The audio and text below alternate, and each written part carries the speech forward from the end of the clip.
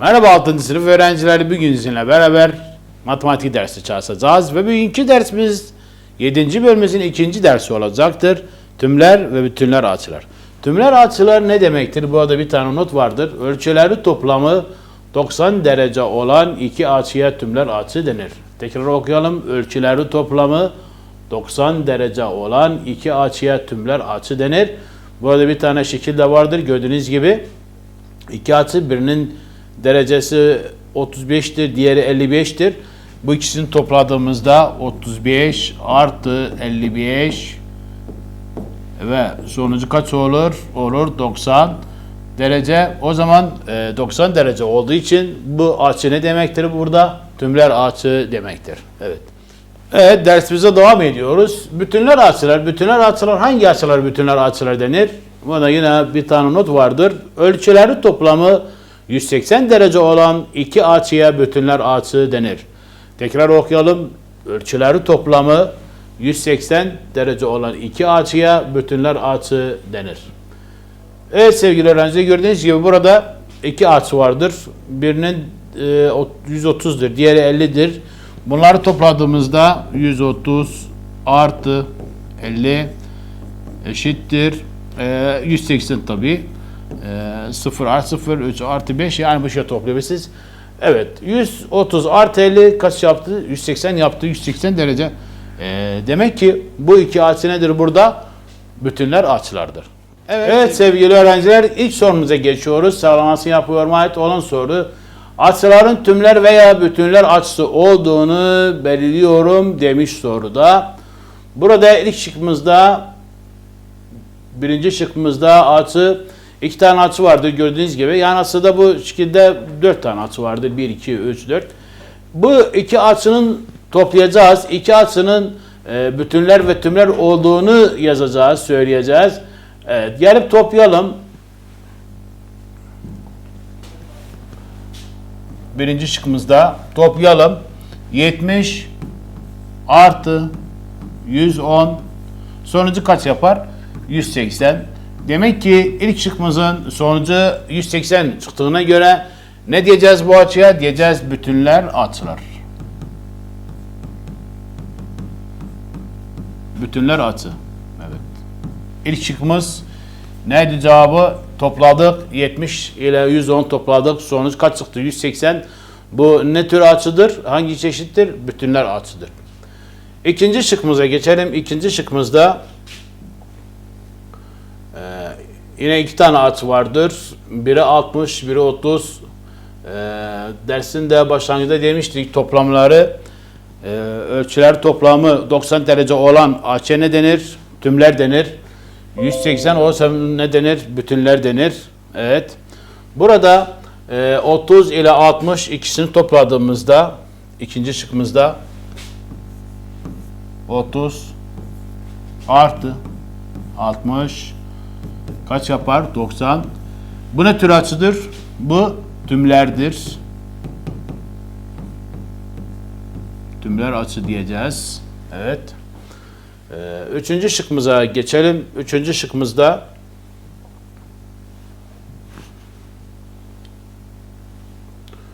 %105, 75 topladığımızda ben burada toplayacağım. 105 artı 75. Tabii siz isterseniz yani gel ilk önce bire basamağını topla. Ben direkt sonucu yazıyorum. Yani 5 artı 5 10 yapar. Bildiğiniz gibi buraya 0 yazıyorum. Elde 1 var. 1 artı 7 8. Daha sonra 1'i indiriyorum. Yüzler basamağındaki 180. 180 çıktığına göre bu ne demektir? Bütünlerdir. Bütünler açı diyeceğiz.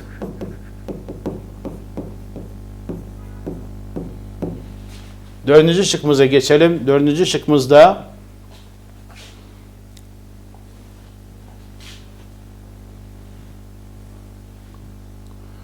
İki tane açı vardır. 45, 45 topladığımızda 45 artı 45 eşittir 90 derece. 90 olduğuna göre ne demektir bu? Hangi türdür?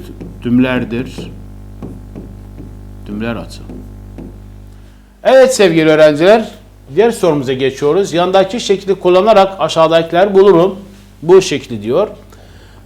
Soru 5, soru 6'ını bulacağız. Soru 5'te ne diyor? Bütünler açılar. Yani bunlardan hangisi bütünler açılardır? Bütünler açılar, onun açılar hangilerdir? Bunu bu şekilde çizeceğim. Yani şu şekilde düşünün. Burayı şu şekilde düşünün. 3, 4, 5, 6'ını. Buranı 3 düşünelim. Burayı da 5.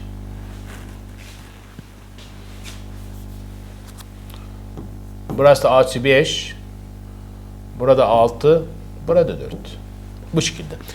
Gördüğünüz gibi bu açı nedir burada? Dik açıdır. Bu da diktir. Bu da diktir. Bu da diktir. Daha önceki dersimizde öğrenmiştik. Ya da daha önceki sınıflarda öğrenmiştik. Dik açının ölçüsü kaçtır? 90 derecedir. Yani burası 90 derecedir. Burada 90'dır. Burada 90'dır. Burada 90'dır. Siz 90 ile 90'ı toplamış olsak, yani gelip 5 ile 6'nın ölçülerini toplamış olursam, 5 ile 6, 90 artı 90 dediğimizde kaç olur sonuç? 180 olur. 180 ne? Hangi tür açıdır? Bütünler açıdır. Yani burada 5'ten 3 de bütünlerdir. 5'ten 6 da bütünlerdir. 5'ten 6 ile 4 de bütünlerdir. 4'ten 3 ile aynı bütünlerdir. Hangisini yazarsanız yazın, hiç sorun değil. O zaman burada ben ne yazacağım? 5 ile 6'ını yazacağım. 5 ile 6. Ne açılardır bu? Bütünler açılardır. Diğer sorumuzda, diğer şıkkımızda tümler açılar. Tümler açılar olan hangilerdir? Burada yalnız açı 1 ile 2'dir. Açı 1 ile 2 yazacağım. 1 ile 2. Bunlar nedirler sevgili? Tümlerdir. Çünkü neden? Şekil nedir burada? Kare şeklidir.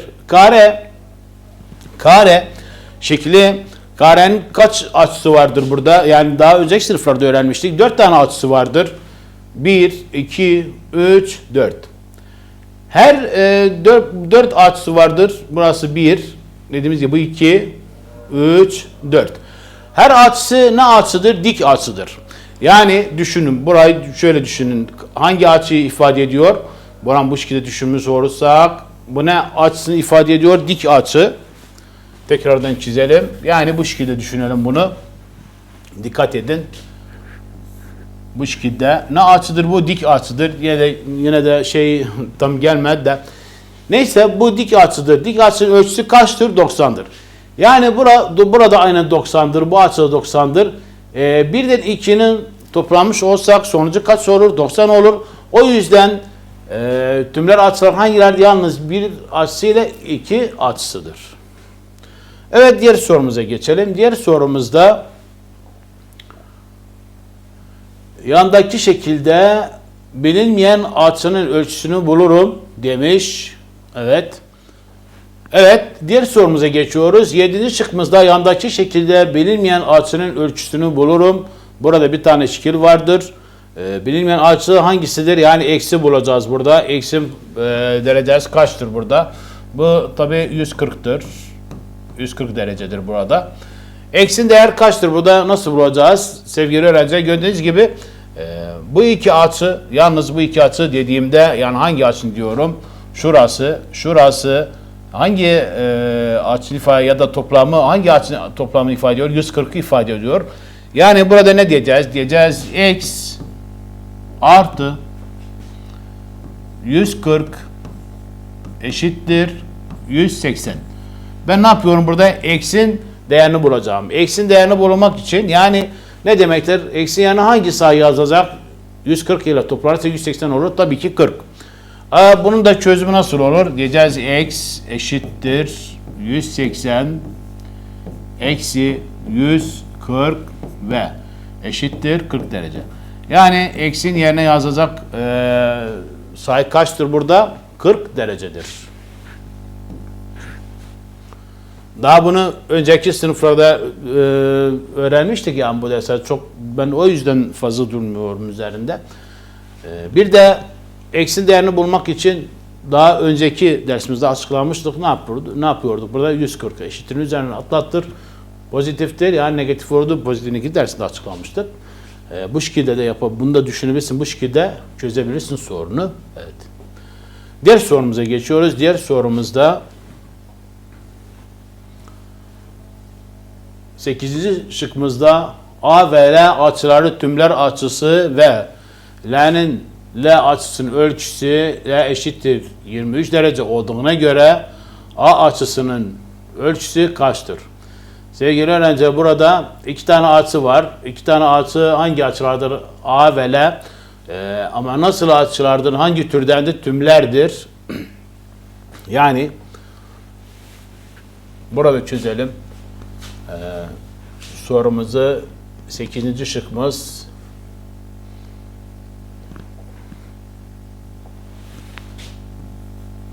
Şıkkımızda A artı L ne açılardır burada? Tümler.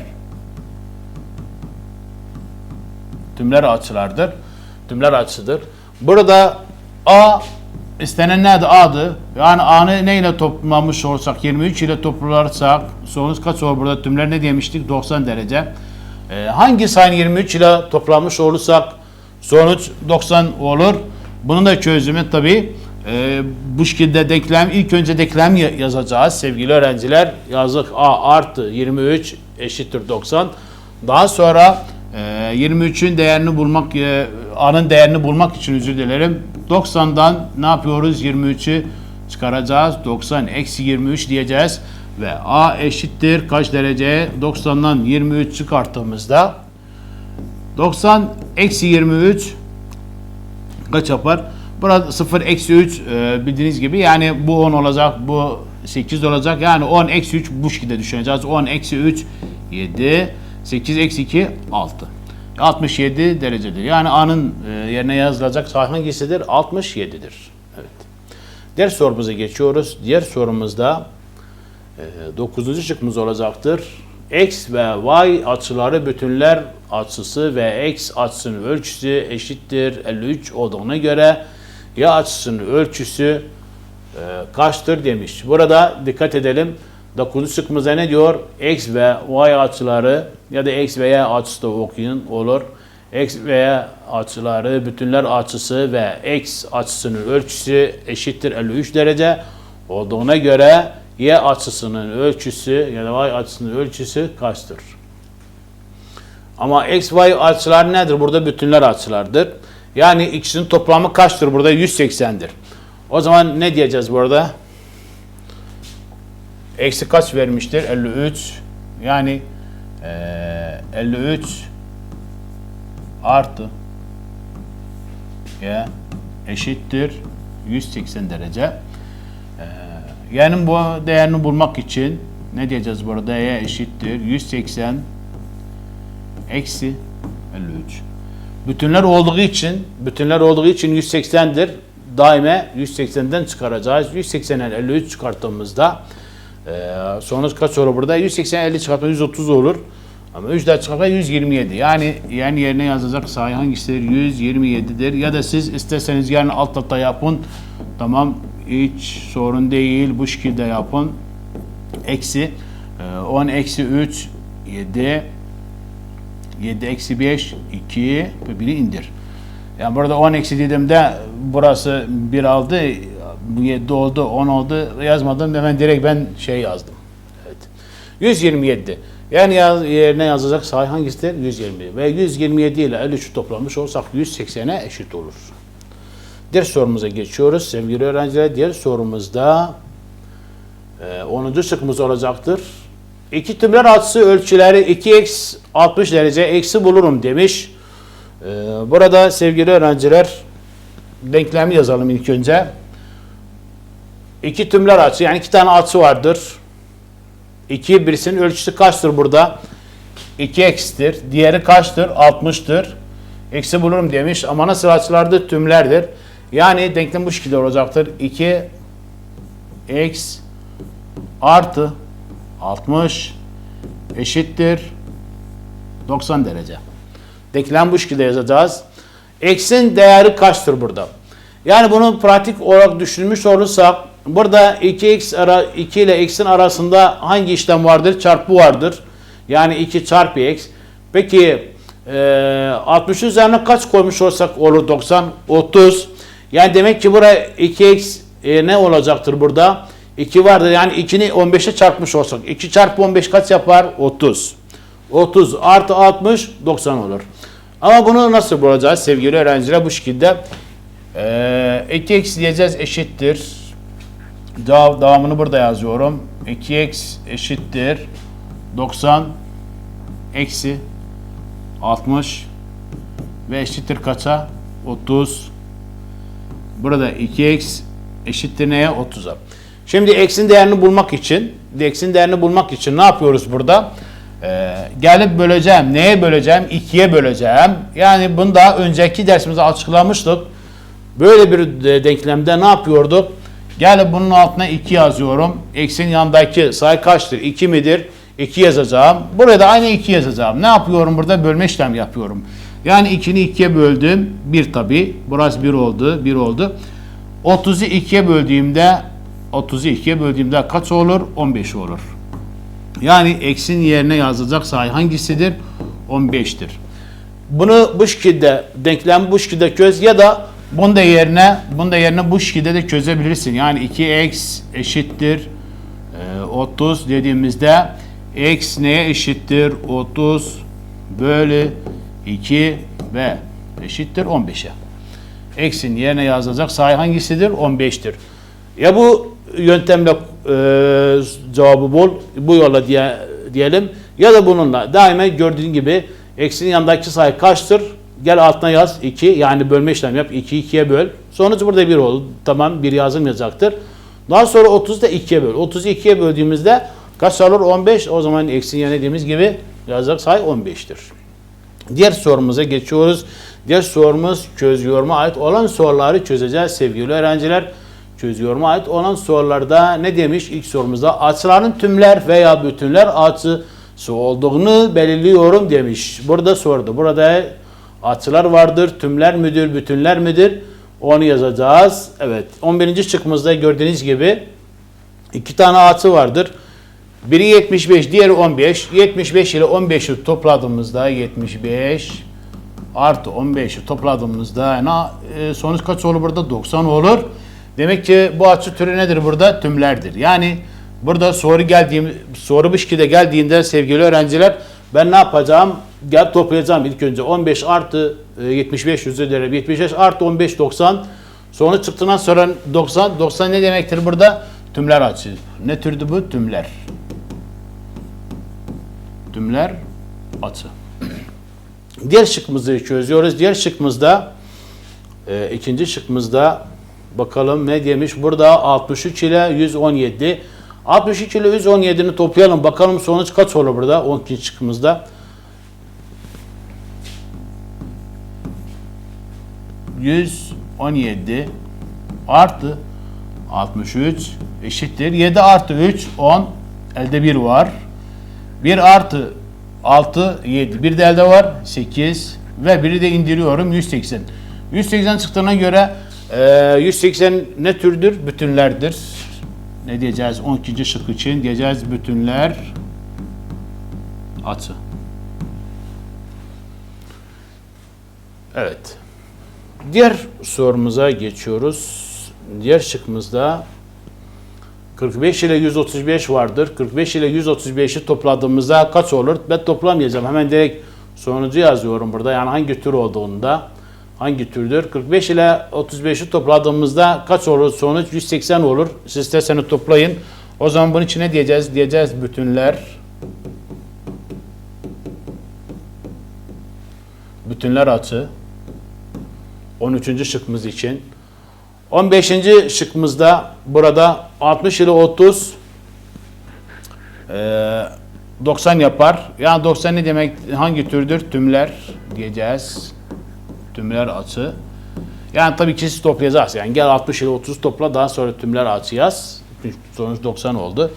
Diğer şıkkımızda ise 14. şıkkımızda 92 tane açı vardır. 90 topladığımızda kaç olur burada? Bunun toplamı olur 180. 180 hangi türdür? Bütünler.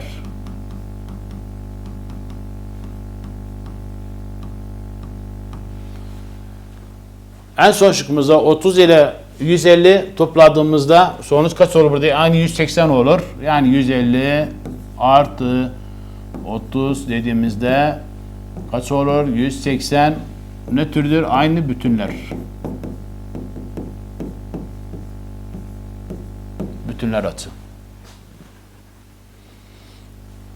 Evet. Evet, 17. şıkkımıza geçiyoruz. Yandaki şekilde bilinmeyen açının ölçüsünü bulurum demiş. Soru budur. Bilinmeyen açının ölçüsünü bulurum. Bulunmayan açı sevgili öğrenciler dikkat edin. Burada y gösterili burada. Y ya da y diyelim. Gösterili burada. Bu hangi tür açıdır? Yani bu iki açını toplamış olsak kaç olur? 180 olur. Hocam nereden bildiniz? Ya dikkat edin, siz burayı bırakın. Burayı şöyle düşünün. Şöyle düşünelim burayı. Bu şekilde. Burada iki tane açı vardır. Bu iki açı nedir? Dik açılardır. Dik açı dediğimizde yani burası 90'dır, burası da 90'dır. Tamam mı? Tamam. Bu şekilde düşüneceğiz. Bu ne ifade ediyor? Y açısını. Tamam. Bu ikisini topladığımızda sonuç kaç olur? Yani 180 olur. Tamam. 180'dir. Burada 70 verilip daha sonra ne verilip burada? Burası 70 verilipti. Burayı isteniliyor. Bu x'in değerini bulmak isteniliyor. Peki bunu bulmak için x'in değer kaçtır? Yani x'in değeri 20'dir. Nasıl 20'dir? Çünkü 20 artı 70 90 yapar. Evet sevgili öğrenciler, dediğimiz gibi burası 180'dir. Bu 90'dır. Burada 70 var. Demek ki x'in değeri kaçtır burada? 20'dir. Yani x eşittir neye? X eşittir 20'ye ama nasıl bulacağız? X diyeceğiz. 90 eksi 70 ve eşittir 20. Evet. Diğer sorumuza geçiyoruz. Evet, 18 şıkkımızda A ve B açılar bütünler açısı ve B açısının ölçüsü 33 olduğuna göre A açısının ölçüsü kaçtır demiş soruda. Sevgili öğrenciler, burada 18 şıkkımızda ne yapıyoruz? A ve B açılar ne açılardır burada? Bütünlerdir. Yani bütünler dediğinde demek ki toplam kaçtır ölçüsü? 180'dir. Ne yapıyoruz biz burada? Diyeceğiz A artı B eşittir 180. B'ni kaç verip soruda? 33 eşittir 180. A'nın değerini bulmak için 180'den A ne diyeceğiz burada? A eşittir 180 eksi 33 ve eşittir. 180'den 33 çıkarttığımızda sonuç kaç olur burada? 147 olur. Yani burası 10, 10 eksi 3, 7, daha sonra bu 7, o 7 eksi 3, 4 bu şekilde. Yani ben yaptım özüm, bir de indirdim 147. Yani siz isterseniz alt alta yapın, 180'den 33 çıkardın, aynı sonucu vermiş olur. Evet, diğer sorumuza geçiyoruz. 19 şıkkımızda 19 şıkkımızı çözüyoruz. 19 şıkkımızda B ve A açıları tümler açısı ve B açısının ölçüsü B eşittir kaç? 15 derece olduğuna göre A açısının ölçüsü kaçtır? Burada B ve A açıları neymiş sevgili öğrenciler? Tümlerdir. Yani tümler dediğine göre soruda ne demektir? 90 derecedir. Yani A ile B'nin toplamış olsa 90 olur. O zaman bunun için ne diyeceğiz? A artı B tümler dediğimizde yani 90. Yani bende kaç verip burada? Soruda 15 veripti. A artı 15. Evet. Burası ne diyeceğiz? Evet. Tümler dediğine göre 90 derece. Yani A artı 15. B 15 nerede? Burada B açısının ölçüsüdür. Eşittir kaç? 90 derece.